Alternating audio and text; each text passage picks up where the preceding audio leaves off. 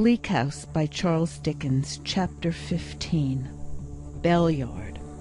While we were in London, Mr. Jarndyce was constantly beset by the crowd of excitable ladies and gentlemen whose proceedings had so much astonished us.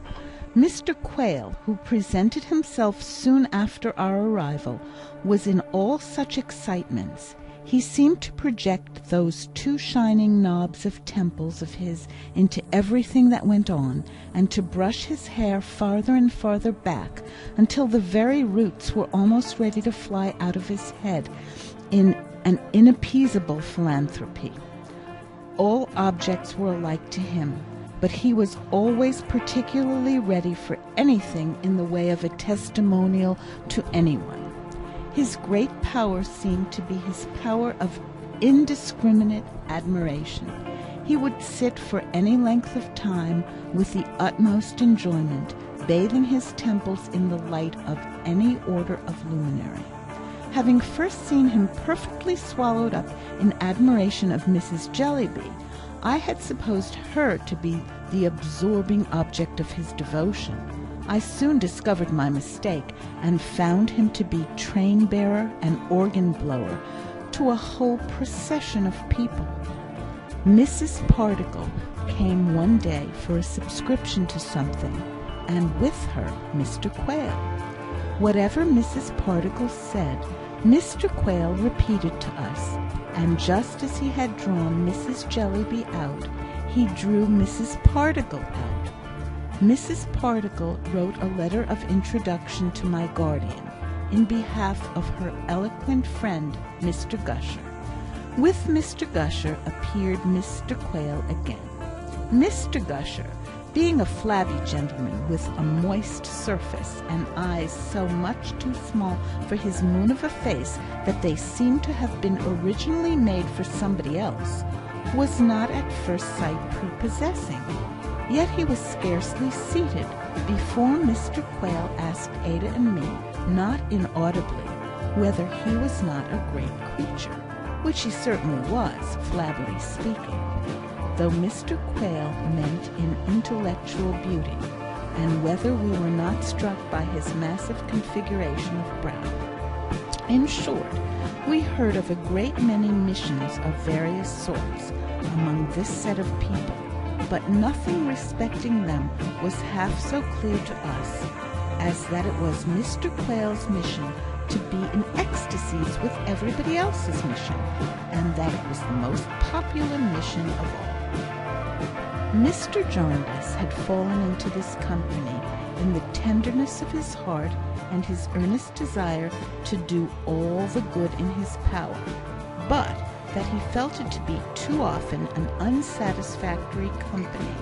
where benevolence took spasmodic forms, where charity was assumed as a regular uniform by loud professors and speculators in cheap notoriety, vehement in profession, restless and vain in action, servile in the last degree of meanness to the great, adulatory of one another, and intolerable to those who were anxious quietly to help the weak from falling, rather than with a great deal of bluster and self-laudation to raise them up a little way when they were down, he plainly told us.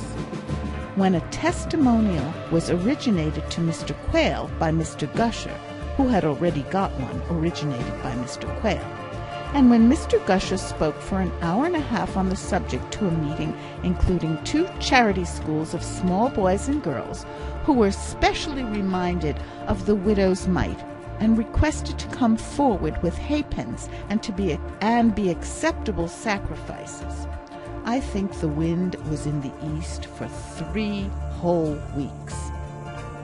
I mention this because I am coming to Mr. Skimpole again. It seemed to me that his off-hand professions of childishness and carelessness were a great relief to my guardian, by contrast with such things, and were the more readily believed in, since to find one perfectly undesigning and candid man among many opposites could not fail to give him pleasure. I should be sorry to imply that Mr. Skimpole divined this, and was politic. I really never understood him well enough to know. What he was to my guardian, he certainly was to the rest of the world.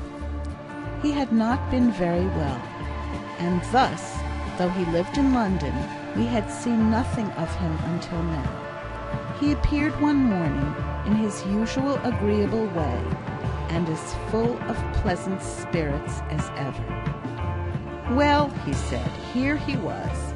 He had been bilious, but rich men were often bilious, and therefore he had been persuading himself that he was a man of property. So he was, in a certain point of view, in his expansive intentions. He had been enriching his medical attendant in the most lavish manner. He had always doubled and sometimes quadrupled his fees. He had said to the doctor, "Now, my dear doctor, it is quite a delusion on your part to suppose that you attend me for nothing. I am overwhelming you with money in my expansive intentions, if you only knew it." And really, he said, he meant it to that degree that he thought it much the same as doing it. If he had had those bits of metal or thin paper to which mankind attached so much importance to put in the doctor's hand, he would have put them in the doctor's hand. Not having them, he substituted the will for the deed. Very well, if he really meant it.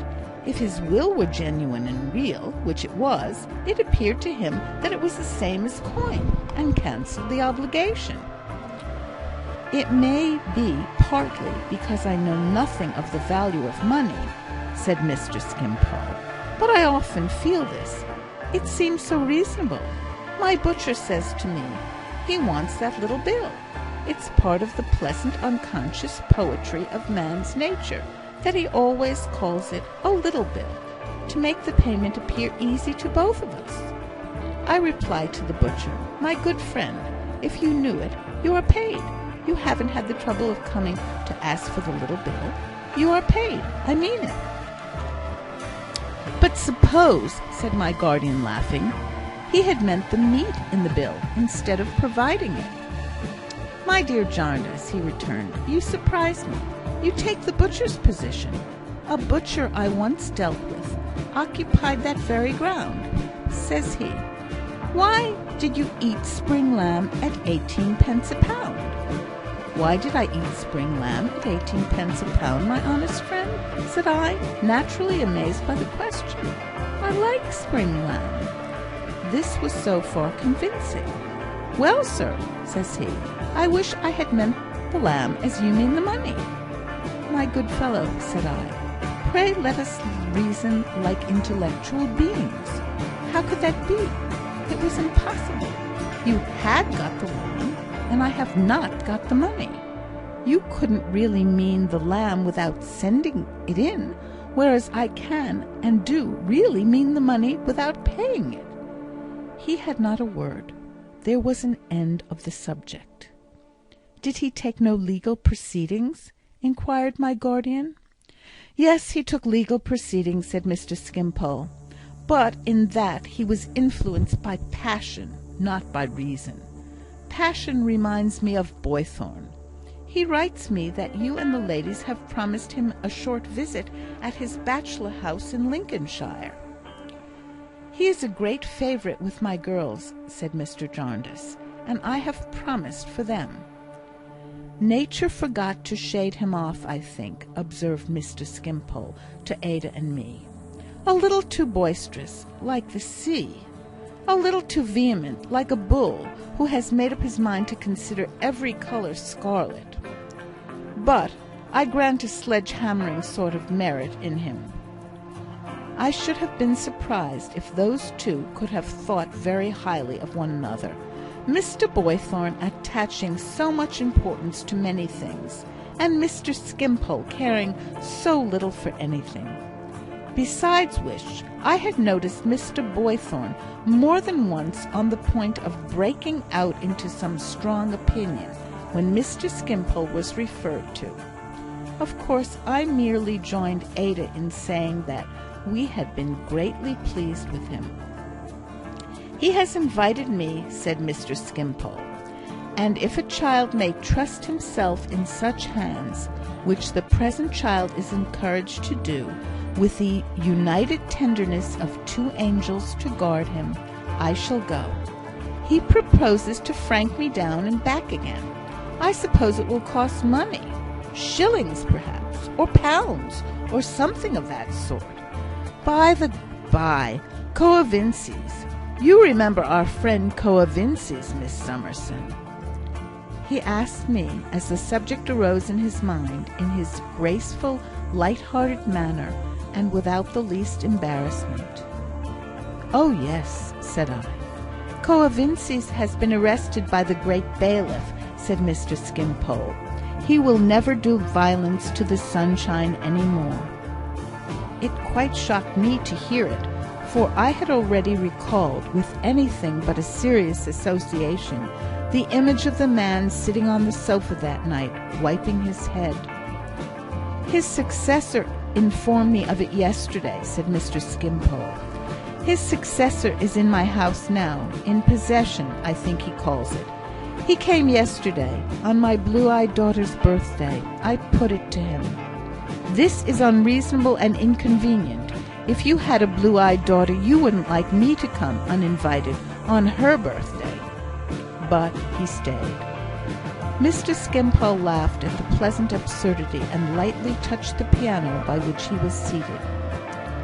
"And he told me," he said, playing little chords where I shall put full stops, "that Coavinses had left 3 children, no mother, and that Coavinses' profession being unpopular, the rising Coavinses were at a considerable disadvantage." Mr. Jarndyce got up, rubbing his head, and began to walk about. Mr. Skimpole played the melody of one of Ada's favourite songs. Ada and I both looked at Mr. Jarndyce, thinking that we knew what was passing in his mind. After walking and stopping, and several times leaving off rubbing his head and beginning again, my guardian put his hand upon the keys and stopped Mr. Skimpole's playing.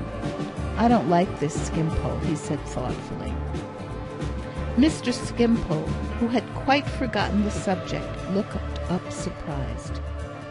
"The man was necessary," pursued my guardian, walking backward and forward in the very short space between the piano and the end of the room, and rubbing his hair up from the back of his head as if a high east wind had blown it into that form. "If we make such men necessary by our faults and follies, or by our want of worldly knowledge, or by our misfortunes, we must not revenge ourselves upon them. There was no harm in his trade. He maintained his children. One would like to know more about this." "Oh, Coavinses!" cried Mr. Skimpole, at length perceiving what he meant. "Nothing easier. A walk to Coavinses' headquarters, and you can know what you will." Mr. Jarndyce nodded to us, who were only waiting for the signal. "Come, we shall walk that way, my dears. Why not that way as soon as another?" We were quickly ready and went out. Mr. Skimpole went with us, and quite enjoyed the expedition. It was so new and refreshing, he said, for him to want Coavinses instead of Coavinses wanting him. He took us first to Cursitor Street, Chancery Lane, where there was a house with barred windows, which he called Coavinses' Castle. On our going into the entry and ringing a bell, a very hideous boy came out of a sort of office and looked at us over a spiked wicket. "What did you want?" said the boy, fitting 2 of the spikes into his chin. "There was a follower, or an officer, or something, here," said Mr. Jarndyce, "who is dead." "Yes," said the boy. "Well, I want to know his name, if you please." "Name of Neckett," said the boy. "And his address?" "Bellyard," said the boy. "Chandler's shop, left side." "Name of Blinder." "Was he—" "I don't know how to shape the question," murmured my guardian. "Industrious?" "Was naked?" said the boy. "Yes, very much so. He was never tired of watching. He'd set upon a post at a street corner 8 or 10 hours at a stretch if he undertook to do it." "He might have done worse," I heard my guardian soliloquize. "He might have undertaken to do it and not done it. Thank you, that's all I want." We left the boy with his head on one side and his arms on the gate, fondling and sucking the spikes, and went back to Lincoln's Inn, where Mr. Skimpole, who had not cared to remain near a Coavinses, awaited us.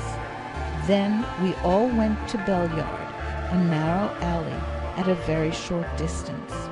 We soon found the chandler's shop. In it was a good-natured looking old woman with a dropsy or an asthma, or perhaps both. "Naked children?" said she in reply to my inquiry. "Yes, surely, miss. 3 pair, if you please. Door right opposite the stairs." And she handed me the key across the counter. I glanced at the key and glanced at her, but she took it for granted that I knew what to do with it. As it could only be intended for the children's door, I came out without asking any more questions and led the way up the dark stairs. We went as quietly as we could, but 4 of us made some noise on the aged boards, and when we came to the 2nd story, we found we had disturbed a man who was standing there, looking out of his room. "Is it Gridley that's wanted?" he said, fixing his eyes on me with an angry stare. "No, sir," said I am going higher up." He looked at Ada, and at Mr. Jarndyce, and at Mr. Skimpole, fixing the same angry stare on each in succession as they passed and followed me. Mr. Jarndyce gave him good day. "Good day," he said, abruptly and fiercely. He was a tall, sallow man, with a careworn head on which but little hair remained, a deeply lined face, and prominent eyes. He had a combative look, and a chafing, irritable manner, which, associated with his figure, still large and powerful, though evidently in its decline, rather alarmed me. He had a pen in his hand, and, in the glimpse I caught of his room in passing, I saw that it was covered with a litter of papers. Leaving him standing there, we went up to the top room. I tapped at the door, and a little shrill voice inside said, "We are locked in. Mrs. Blinder's got the key." I applied the key on hearing this, and opened the door. In a poor room, with a sloping ceiling and containing very little furniture, was a mite of a boy, some 5 or 6 years old, nursing and hushing a heavy child of 18 months. There was no fire, though the weather was cold. Both children were wrapped in some poor shawls and tippets as a substitute. Their clothing was not so warm, however, but that their noses looked red and pinched, and their small figures shrunken, as the boy walked up and down, nursing and hushing the child with its head on his shoulder. "Who has locked you up here alone?" we naturally asked. "Charlie," said the boy, standing still to gaze at us. "Is Charlie your brother?" "No, she's my sister, Charlotte. Father called her Charlie." "Are there any more of you besides Charlie?" "Me," said the boy, "and Emma," patting the limp bonnet of the child he was nursing, "and Charlie." "Where is Charlie now?" "Out a-washing," said the boy, beginning to walk up and down again, and taking the nankin bonnet much too near the bedstead by trying to gaze at us at the same time.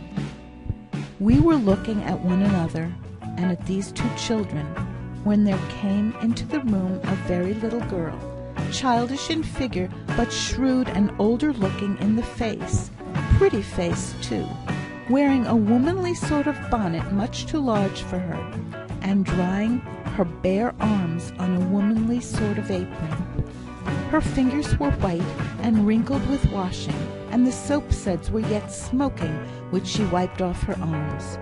But for this, she might have been a child, playing at washing, and imitating a poor working woman with a quick observation of the truth.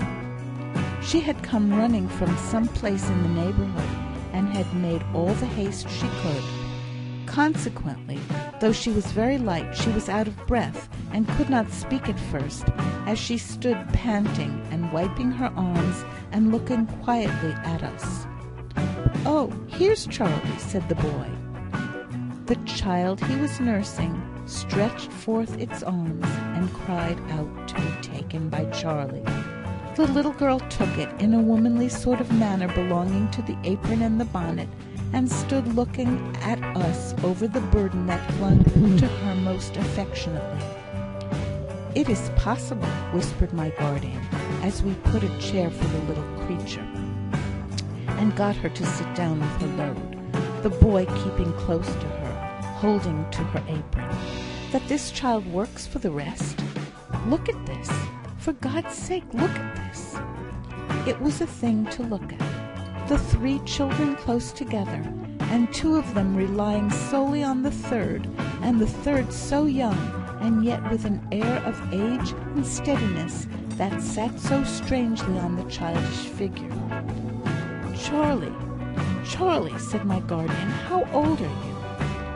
"Over 13, sir," replied the child. "Oh, what a great age," said my guardian.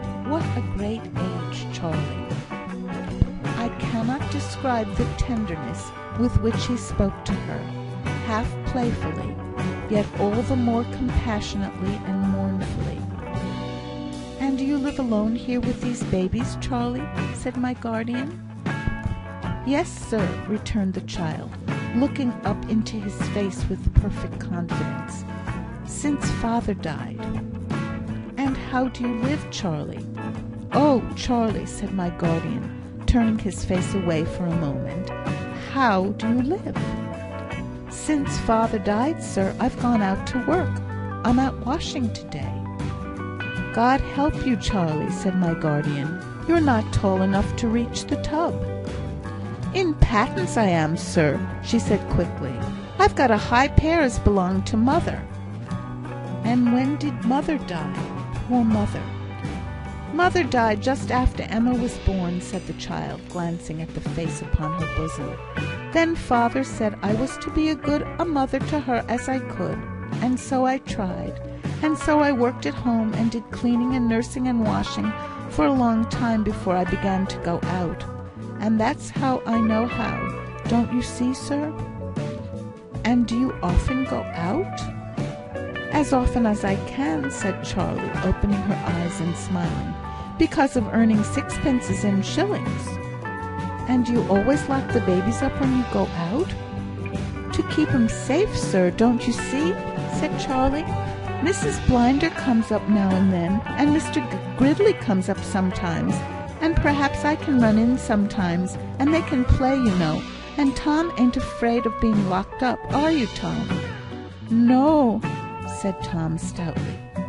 "When it comes on dark, the lamps are lighted down in the court, and they show up here quite bright, almost quite bright, don't they, Tom?" "Yes, Charlie," said Tom, "almost quite bright." "And he's as good as gold," said the little creature, "oh, in such a motherly, womanly way. And when Emma's tired, he puts her to bed, and when he's tired, he goes to bed himself. And when I come home and light the candle and has a bit of supper, he sits up again and has it with me. Don't you, Tom?" "Oh, yes, Charlie," said Tom, "that I do." And either in this glimpse of the great pleasure of his life, or in gratitude and love for Charlie, who was all in all to him, he laid his face among the scanty folds of her frock and passed from laughing into crying. It was the first time since our entry that a tear had been shed among these children. The little orphan girl had spoken of their father and their mother as if all that sorrow were subdued by the necessity of taking courage, and by her childish importance in being able to work, and by her bustling, busy way. But now, when Tom cried, although she sat quite tranquil, looking quietly at us, and did not by any movement disturb a hair of the head of either of her little charges, I saw 2 silent tears fall down her face. I stood at the window with Ada, pretending to look at the housetops, and the blackening stack of chimneys, and the poor plants, and the birds in little cages belonging to the neighbours, when I found that Mrs. Blinder from the shop below had come in. Perhaps it had taken her all this time to get upstairs, and was talking to my guardian. "It's not much to forgive 'em the rent, sir," she said. "Who could take it from them?" "Well, well," said my guardian to us two, "it is enough that the time will come when this good woman will find that it was much, and that forasmuch as she did it unto the least of these, this child," he added after a few moments, "could she possibly continue this?" "Really, sir, I think she might," said Mrs. Blinder, getting her heavy breath by painful degrees. "She's as handy as it's possible to be. Bless you, sir, the way she tended them 2 children after the mother died was the talk of the yard. And it was a wonder to see her with him after he took ill. It really was. Mrs. Blinder," he said to me the very last he spoke. He was lying there. "Mrs. Blinder, whatever my calling may have been, I see an angel sitting in this room last night along with my child, and I trust her to our Father." "He had no other calling?" said my guardian. "No, sir," returned Mrs. Blinder. "He was nothing but a follower. When he first came to lodge here, I didn't know what he was, and I confess that when I found out, I gave him notice. It wasn't liked in the yard. It wasn't approved by the other lodgers. It is not a genteel calling," said Mrs. Blinder, "and most people do object to it. Mr. Gridley objected to it very strong, and he is a good lodger, though his temper has been hard tried." "So you gave him notice?" said my guardian. "So I gave him notice," said Mrs. Blinder. "But really, when the time came, and I knew no other ill of him, I was in doubts. He was punctual and diligent. He did what he had to do, sir," said Mrs. Blinder, unconsciously fixing Mr. Skimpole with her eye, "and it's something in this world even to do that." "So you kept him after all?" "Why, I said that if he could arrange with Mr. Gridley, I could arrange it with the other lodgers, and should not so much mind in being liked or disliked in the yard. Mr. Gridley gave his consent gruff, but he gave it. He was always gruff with him, but he has been kind to the children since. A person is never known till a person is proved." "Have many people been kind to the children?" asked Mr. Jarndyce. "Upon the whole, not so bad," said Mrs. Blinder, "but certainly not so many as would have been if their father's calling had been different. Mr. Coevitz gave a guinea, and the Fullerers made up a little purse. Some neighbours in the yard, that had always joked and tapped their shoulders when he went by, came forward with a little subscription, and, in general, not so bad. Similarly with Charlotte. Some people won't employ her, because she was a Fullerer's child. Some people that do employ her cast it at her. Some make a merit of having her to work for them, with that and all her drawbacks upon her, and perhaps pay her less and put upon her more. But she's patienter than others would be, and is clever too, and is always willing, up to the full mark of her strength and over. So I should say in general, not so bad, sir, but might be better." Mrs. Blinder sat down to give herself a more favourable opportunity of recovering her breath, exhausted anew by so much talking, before it was fully restored. Mr. Jarndyce was turning to speak to us, when his attention was attracted by the abrupt entrance into the room of the Mr. Gridley who had been mentioned, and whom we had seen on our way up. "I don't know what you may be doing here, ladies and gentlemen," he said, as if he resented our presence, "but you'll excuse my coming in. I don't come in to stare about me. Well, Charlie, well, Tom, well, little one, how is it with us today?" He bent over the group in a caressing way, and clearly was regarded as a friend by the children, though his face retained its stern character, and his manner to us was as rude as could be. My guardian noticed it and respected it. "No one surely would come here to stare about him," he said mildly. "Maybe so, sir, maybe so," returned the other, taking Tom upon his knee and waving him off impatiently. "I don't want to argue with ladies and gentlemen. I have had enough of arguing to last one man his life." "You have sufficient reason, I dare say," said Mr. Jarndyce, "for being chafed and irritated." "There again," exclaimed the man, becoming violently angry. "I am of a quarrelsome temper. I am irascible. I am not polite. Not very, I think."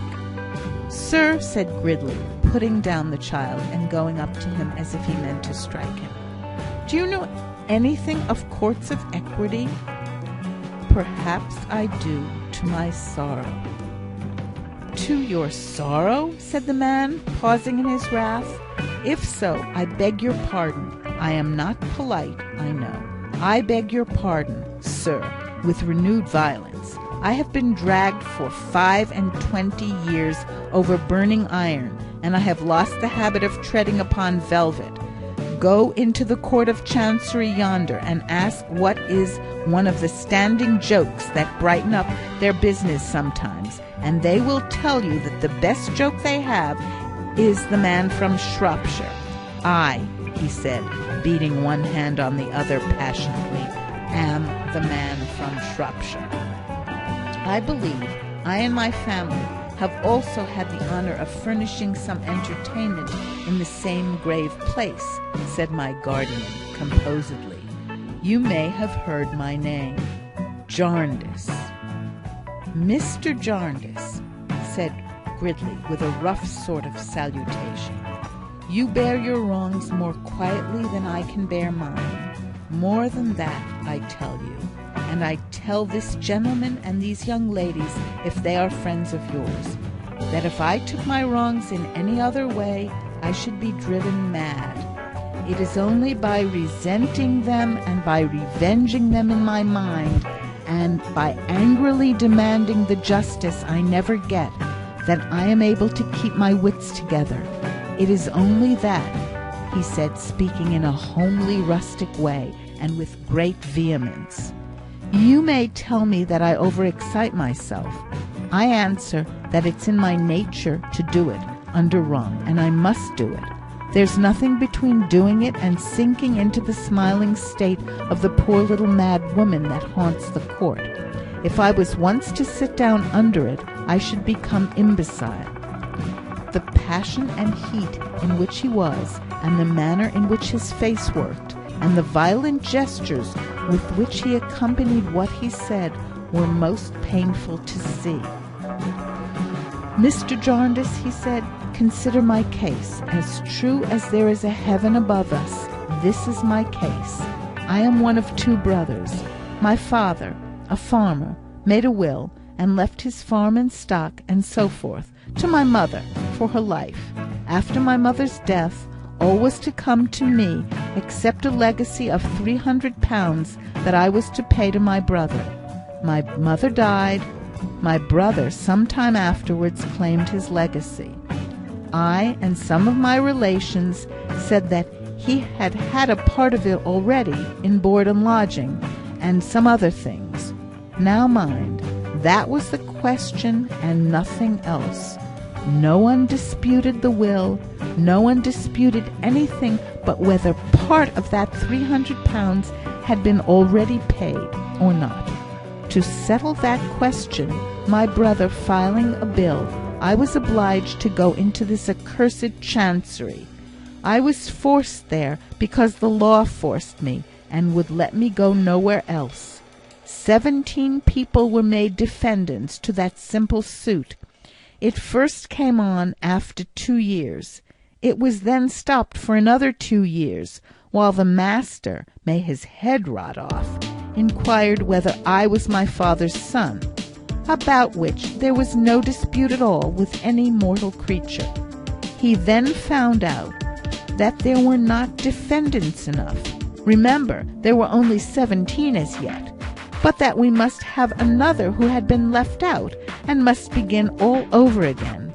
The costs at that time, before the thing was begun, were 3 times the legacy. My brother would have given up the legacy, and joyful, to escape more costs. My whole estate, left to me in that will of my father's, has gone in costs. The suit, still undecided, has fallen into rack and ruin and despair with everything else. And here I stand, this day. Now, Mr. Jarndyce, in your suit there are thousands and thousands involved, where in mine there are hundreds. Is mine less hard to bear, or is it harder to bear when my whole living was in it, and has been thus shamefully sucked away? Mr. Jarndyce said that he condoled with him with all his heart, and that he set up no monopoly himself in being unjustly treated by this monstrous system.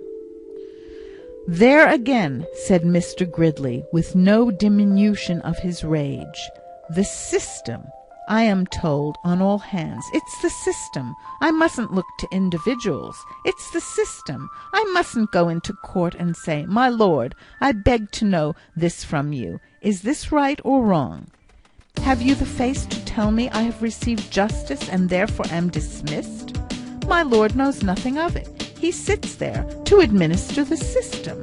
I mustn't go to Mr. Tulkinghorn, the solicitor in Lincoln's Inn Fields, and say to him when he makes me furious by being so cool and satisfied, as they all do, for I know they gain by it while I lose, don't I? I mustn't say to him, I will have something out of someone for my ruin, by fair means or foul. He is not responsible. It's the system. But if I do no violence to any of them here, I may. I don't know what may happen if I'm carried beyond myself at last. I will accuse the individual workers of that system against me, face to face, before the great eternal bar.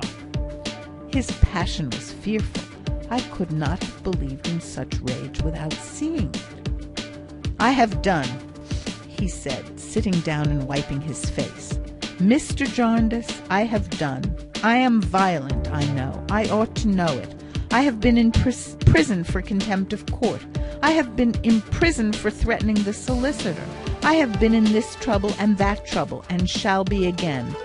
I am the man from Shropshire, and I sometimes go beyond amusing them, though they have found it amusing, too, to see me committed into custody and brought up in custody and all that. It would be better for me, they tell me, if I restrain myself. I tell them that if I did restrain myself, I should become imbecile. I was good enough tempered man once, I believe. People in my part of the country say they remember me so. But now I must have this vent under my sense of injury, or nothing could hold my wits together. It would be far better for you, Mr. Gridley, the Lord Chancellor told me last week, not to waste your time here, and to stay usefully employed down in Shropshire. My lord, I know it would, said I to him, and it would have been far better for me never to have heard the name of your high office, but unhappily for me I can't undo the past, and the past drives me here. Besides, he added, breaking fiercely out, I'll shame them to the last. I'll show myself in that court to its shame. If I knew when I was going to die, and could be carried there, and had a voice to speak with, I would die there, saying, you have brought me here, and sent me from here many and many a time. Now send me out, feet foremost. His countenance had, perhaps for years, become so set in its contentious expression that it did not soften, even now when he was quiet. "I came to take these babies down to my room for an hour," he said, going to them again, "and let them play about. I didn't mean to say all this, but it don't much signify. You're not afraid of me, Tom, are you?" "No," said Tom. "You ain't angry with me?" "You are right, my child. You're going back, Charlie? Aye, come then, little one." He took the youngest child on his arm, where she was willing enough to be carried. "I shouldn't wonder if we found a gingerbread soldier downstairs. Let's go and look for him." He made his former rough salutation, which was not deficient in a certain respect, to Mr. Jarndyce, and bowing slightly to us, went downstairs to his room. Upon that, Mr. Skimpole began to talk, for the first time since our arrival, in his usual gay strain. He said, "Well, it was really very pleasant to see how things lazily adapted themselves to purposes. Here was this Mr. Gridley, a man of robust will and surprising energy, intellectually speaking, a sort of inharmonious blacksmith, and he could easily imagine that there Gridley was, years ago, wandering about in life for something to expend his superfluous combativeness upon, a sort of young love among the thorns, when the Count of Chancery came in his way and accommodated him with the exact thing he wanted. There they were, matched ever afterwards. Otherwise, he might have been a great general, blowing up all sorts of towns, or he might have been a great politician, dealing in all sorts of parliamentary rhetoric. But, as it was, he and the Court of Chancery had fallen upon each other in the pleasantest way, and nobody was much the worse, and Gridley was, so to speak, from that hour provided for. Then look at Coavinses. How delightfully poor Coavinses, father of these charming children, illustrated some principle. He, Mr. Skimpole himself, had sometimes repined at the existence of Coavinses. He had found Coavinses in his way. He could have dispensed with Coavinses. There had been times when, if he had been a sultan, and his Grand Vizier had said one morning, "What does the commander of the faithful require at the hands of his slave?" he might have even gone so far as to reply, "The head of Coavinses." But what turned out to be the case? That all that time he had been giving employment to a most deserving man, that he had been a benefactor to Coavinses, that he had actually been enabling Coavinses to bring up these charming children in this agreeable way, developing these social virtues, in so much that his heart had just now swelled, and the tears had come into his eyes when he looked round the room and thought, I was the great patron of Coavinses, and his little comforts were my work. There was something so captivating in his light way of touching these fantastic strings, and he was such a mirthful child by the side of the graver childhood we had seen, that he made my guardian smile even as he turned toward us from a little private talk with Mrs. Blinder. We kissed Charlie and took her downstairs with us, and stopped outside the house to see her run away to her work. I don't know where she was going, but we saw her run, such a little creature, in her womanly bonnet and apron, through a covered way at the bottom of the court, and melt into the city's strife and sound like a dewdrop in an ocean. End of chapter 15.